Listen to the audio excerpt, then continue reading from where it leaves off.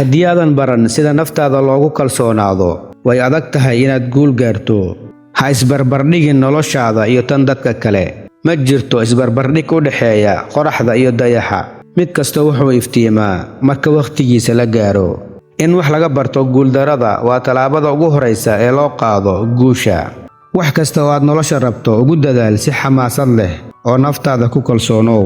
dagaalyahanada ugu xooga badan waa dulqaadka iyo waqtiga.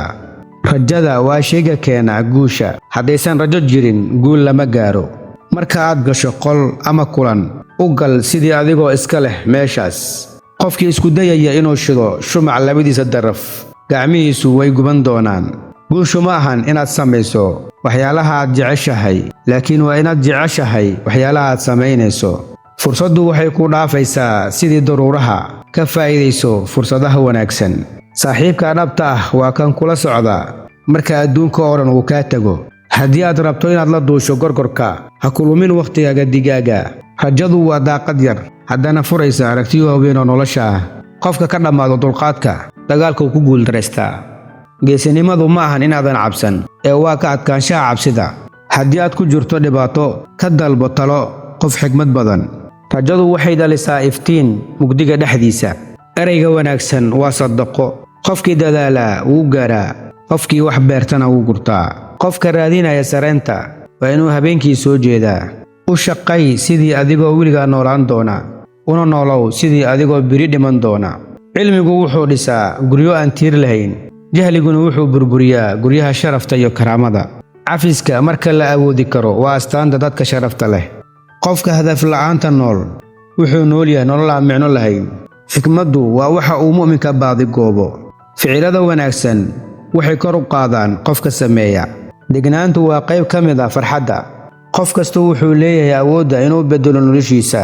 ka bilow gudahaaga. guushu waxay u baahan tahay rabitaan iyo go'aan qaadasho. daacadnimada waa aasaaska kalsoonida. farxaddu ma ahan jago iyo maal, niyadoo xasiloon. qof aan wax qaldin waxba ma barto. qofkii raaxo ku raadiya barashada cilmiga wuxuu raadinayaa waxaan suurtagal ahayn. naftaadu ha barbardhigin naf kale. ku dadaal inaad ka fiicnaato sidii aad shalay ahayd.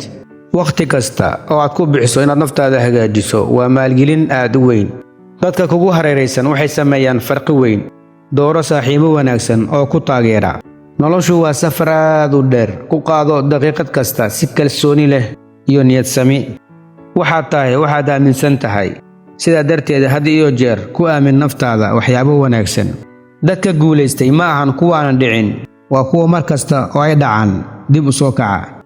farxadda dhabta ah waxay ku timaadaa inaad jeceshahay waxa aad qabato iyo inaad la wadaagto kuwa aad jeceshahay.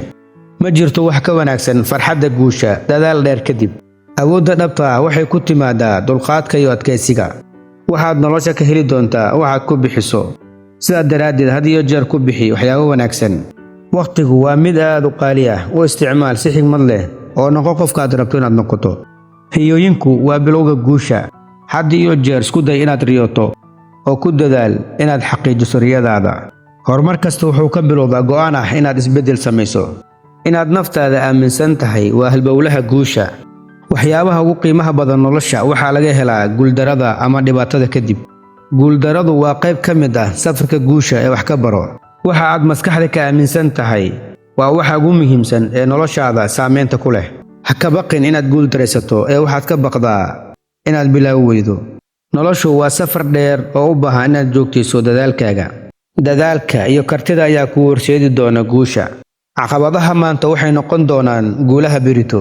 noloshu waa mid gaaban. wakhtigaaga u hibeey waxyaabo qiimo leh oo ku farxad geliya.